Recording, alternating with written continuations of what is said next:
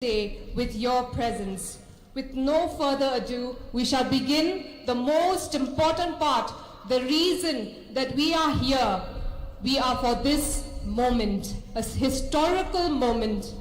Sir, on arrival of our honorable guest, I would like to request Shri Vincent H. Pala, MPCC President, to kindly pronounce the welcome speech.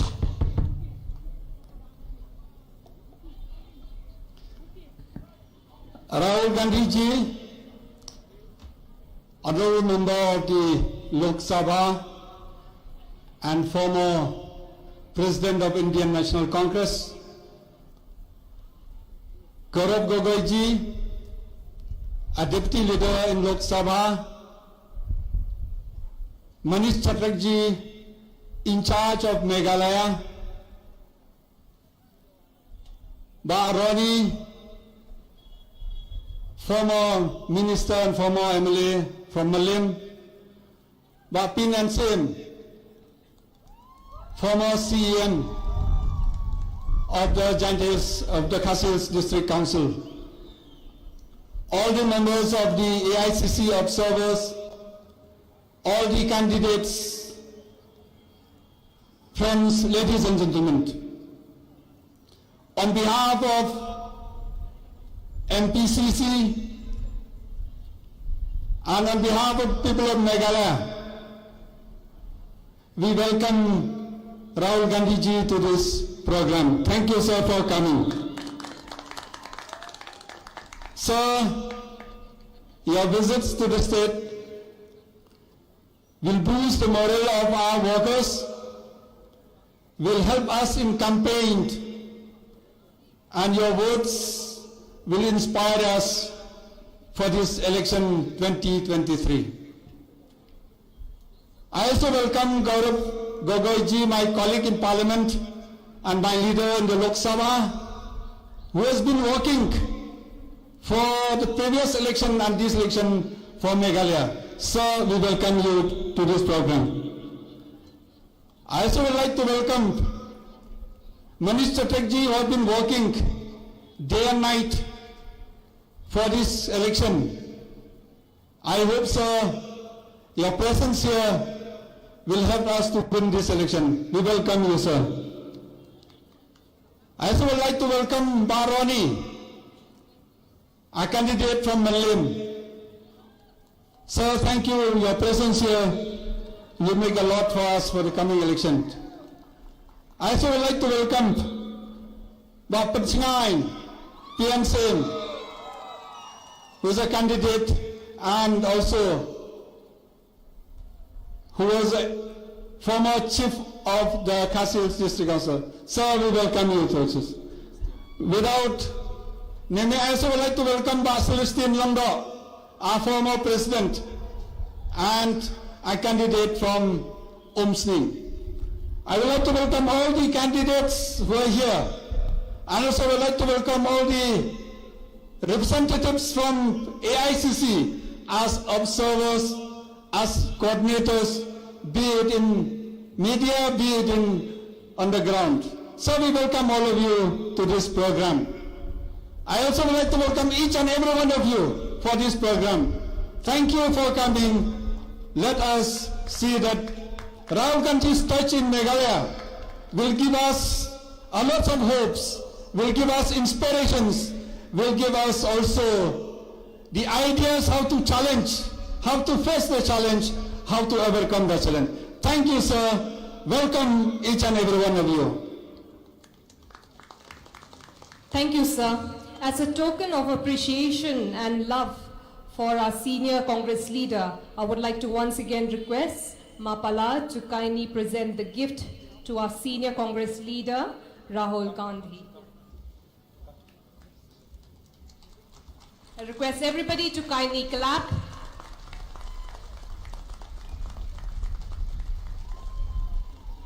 And now for the moment we've all been waiting for. We will now hear the speech of our senior Congress leader, also the member of the Lok Sabha, Shri Rahul Gandhi ji.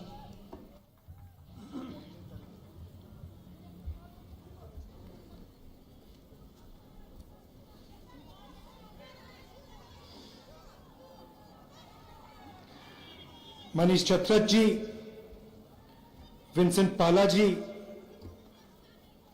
Gaurav Gogoi ji, Dr. Celestine Lingdo ji, Manuel Badwar ji, Srimati Wansuk CM ji, Ronnie Lingdo ji, PNCM ji, John Antonio Lingdo ji, Sanjay Das ji, Ms. Joplin ji,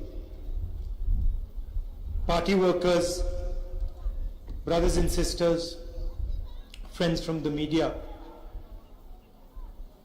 I'd like to welcome all of you here. I'd like to thank you for inviting me here. It's always a pleasure and an honor for me to come to this beautiful state.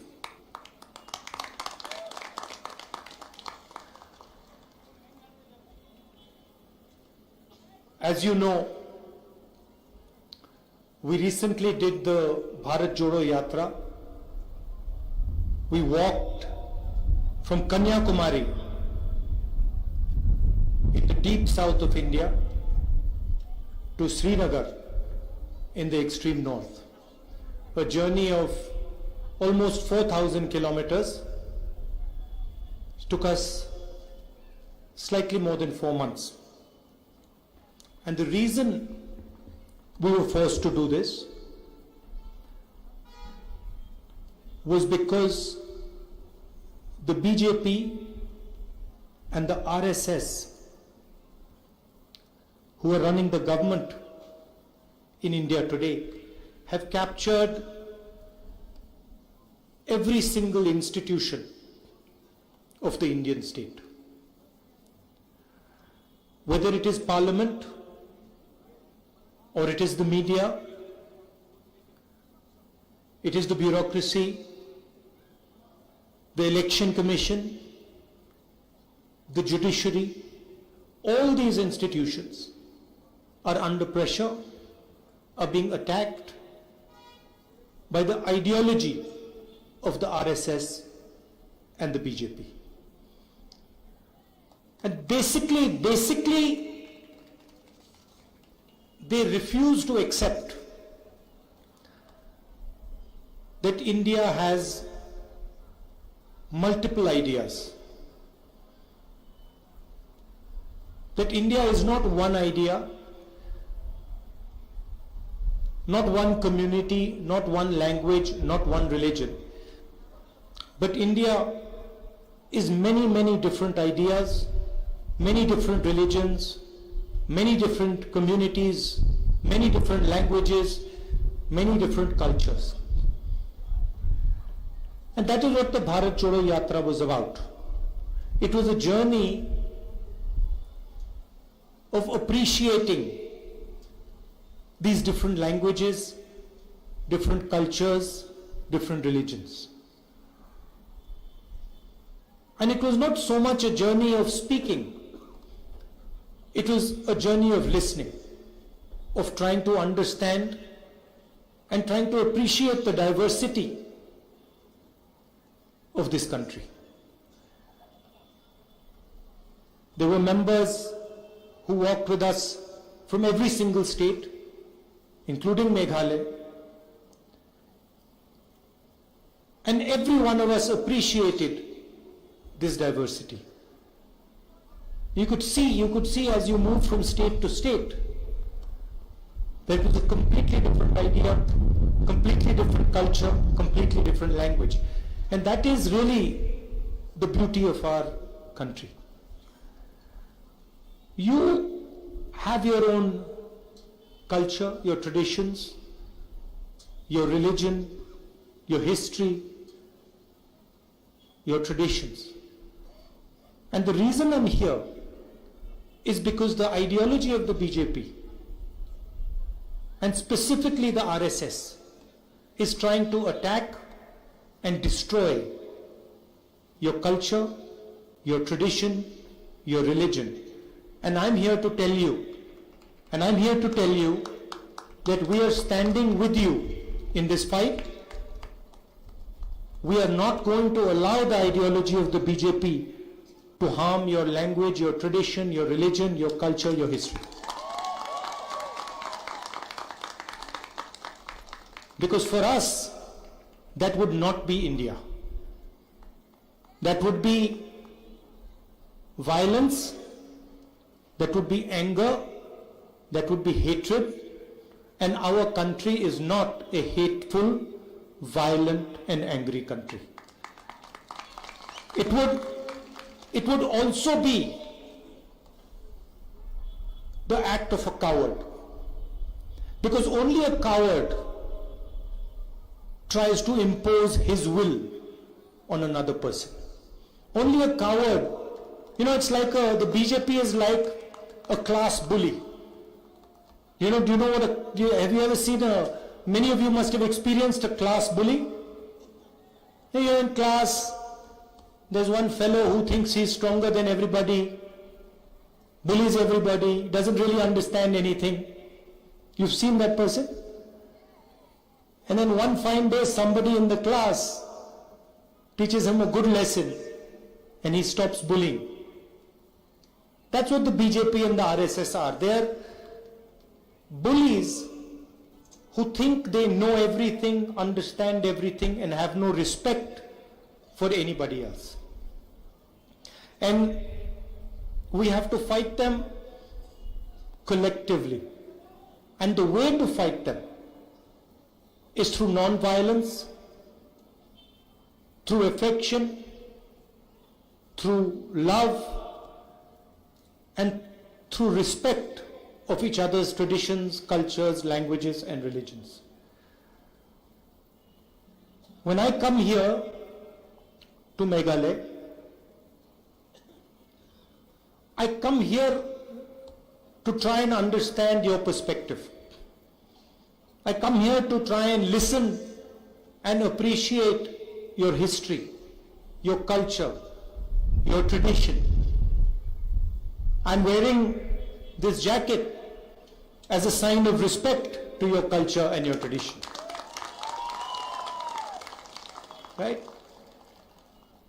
And my actions reflect this jacket. So if I was to come here, like the Prime Minister does, and put on this jacket, then attack your religion, attack your culture, attack your history, attack your language, I would be insulting you. Right? So I come here with humility, and I wear this jacket as a sign of respect to you, to your ancestors, to everybody who lived in this state before you.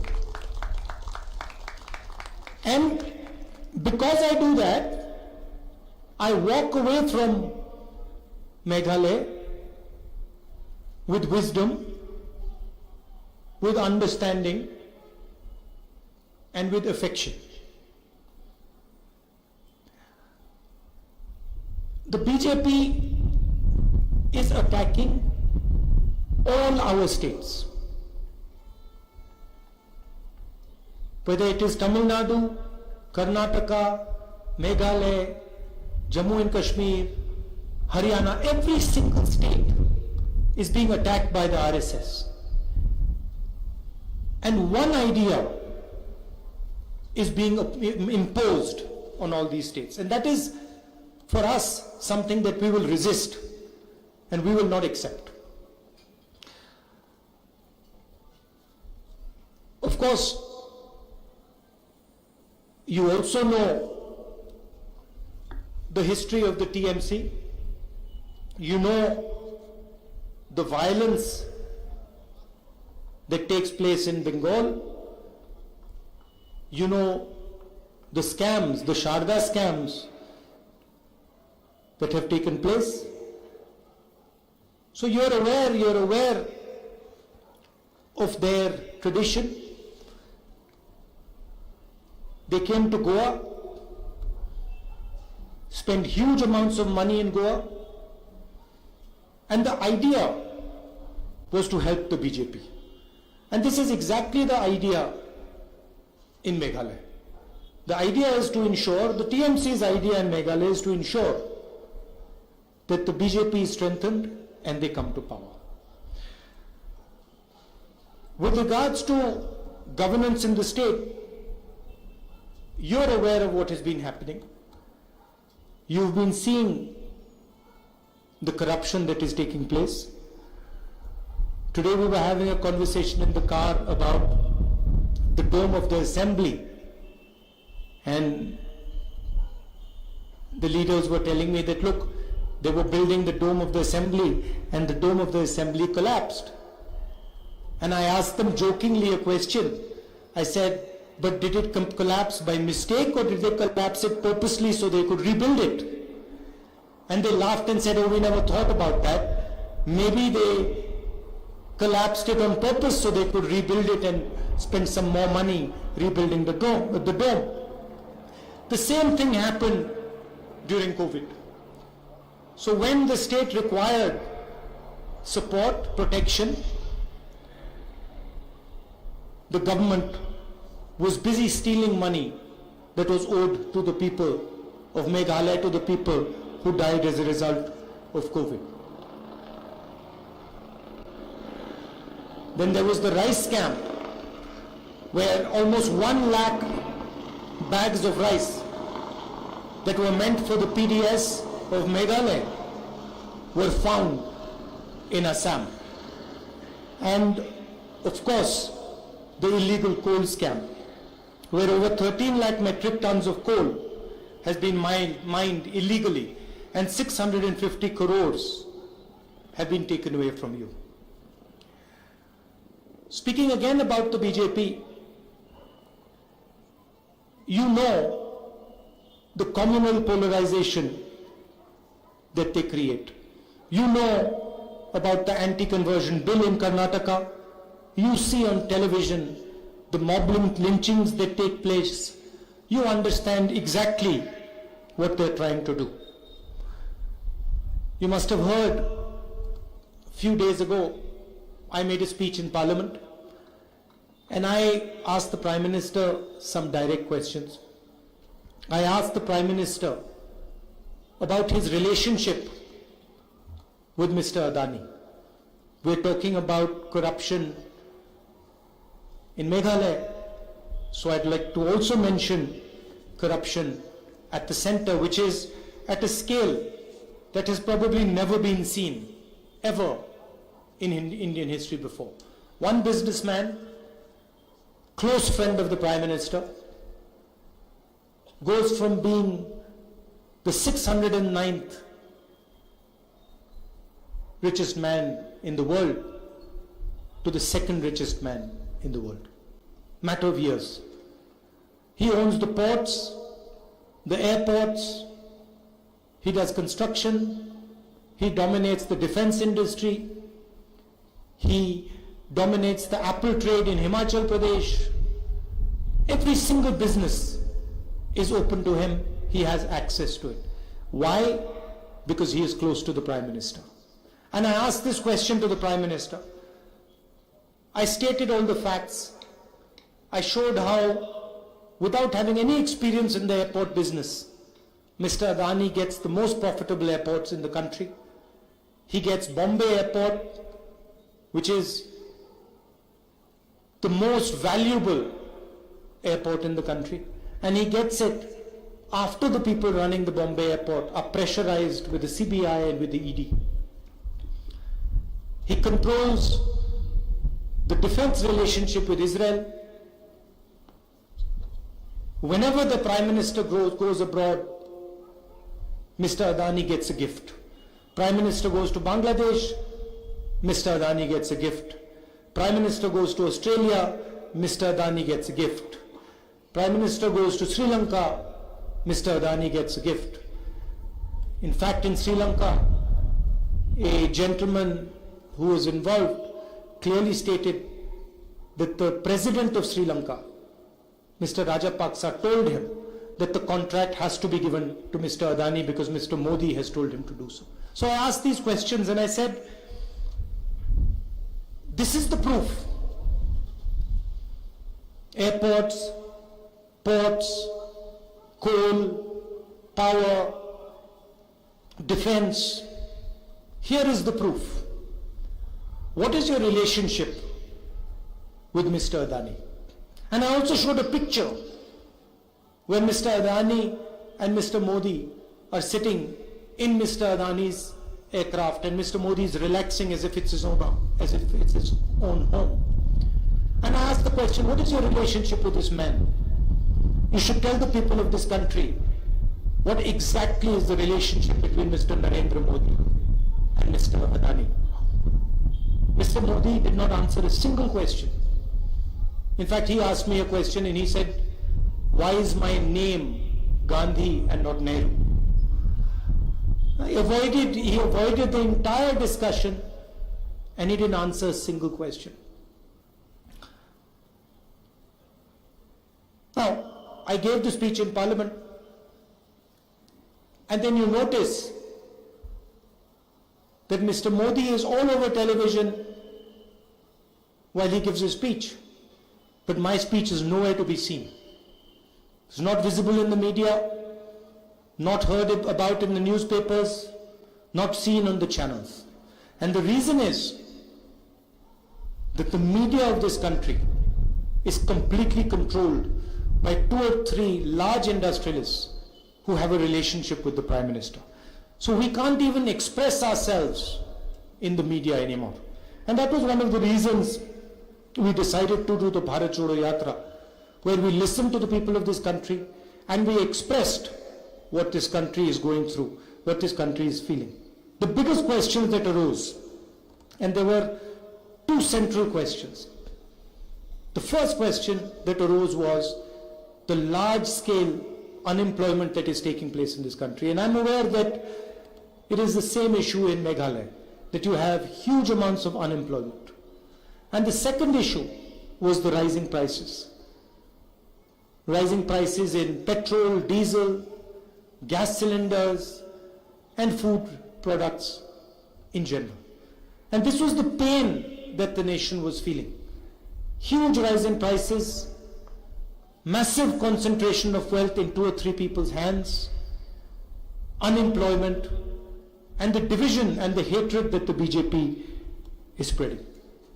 But these are some things that we are committed to fighting. Now I'd like to come to what the Congress party is saying in this beautiful state of yours. First of all, 47 out of our 60 candidates are fresh, young, below the age of 45, and 10 of them are women. And it is our aim to connect to the aspirations of the young voter, to show a youthful Congress party, but also a Congress party that has experience. And we are talking about providing Meghalaya with an inclusive vision that will take all members of Meghalaya's society forward together. There are 5 major commitments that we're making, and I'd like to mention them to you. The first is focused on empowering women, and what we are proposing is for single mothers below the poverty line, we will give 3,000 rupees every month, 36,000 rupees annually. We will target unemployment and give 1 job per household in Meghalaya. We will make sure that the people of Meghalaya get uninterrupted power supply to their houses and to industry. We will fight the menace of drugs and try and provide a drug-free Meghalaya with strict action against peddlers. And we will provide support to those who are addicted to drugs by setting up de-addiction centers. And finally, we will give you a corruption-free Meghalaya with total transparency in all government transactions by bringing in a new law. So, once again, I thank you very much for inviting me here. it's always a pleasure for me to come. And I think the next time I come, I will come when there is no election, and I will spend 5 or 6 days here with you. Spend some time with you and travel a little bit in your beautiful state. To conclude, I'd like to repeat, we are here to defend your culture, to defend your language, to defend your religion. And I'm here as a partner, as a friend, and I come here with humility to learn and to understand from your history, your tradition, and your culture. I request you to support the Congress Party, to vote for our candidates, our young candidates, our experienced candidates, and ensure that we have a thumping majority in the state. Thank you very much. All the best. Jai Hind. Thank you, sir. We thank you for your encouragement that has helped open our eyes, our thoughts. And sir, we look forward for a promising future, and we believe under your guidance and able leadership, all the dreams and visions of the people of Meghalaya will be realized and fulfilled. And once again, there will be unity, strength, and new opportunities. And we will reap new benefits and initiatives that will bring about positive change. I would like to request our candidates to kindly come forward to introduce yourself to the senior Congress leader, Rahul Gandhi. Requesting all the candidates to come forward to the podium to introduce yourself to the senior Congress leader.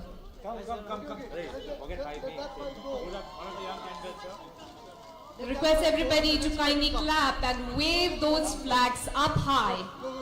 Another young lady contesting elections. 5 each will come, and then you take a picture and you move. The next 5 will come. Yeah. No, you're supposed to come here. Come.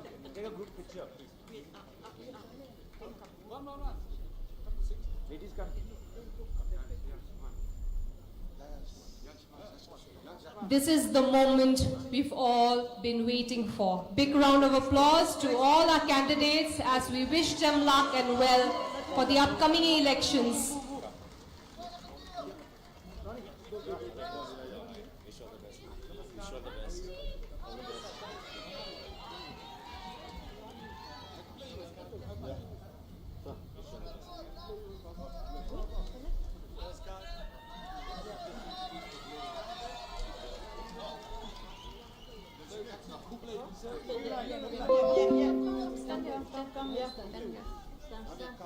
Are we done? Kublai. Thank you, sir. Kublai, sir, and we look forward to your visit in the near future. Ha Kakti.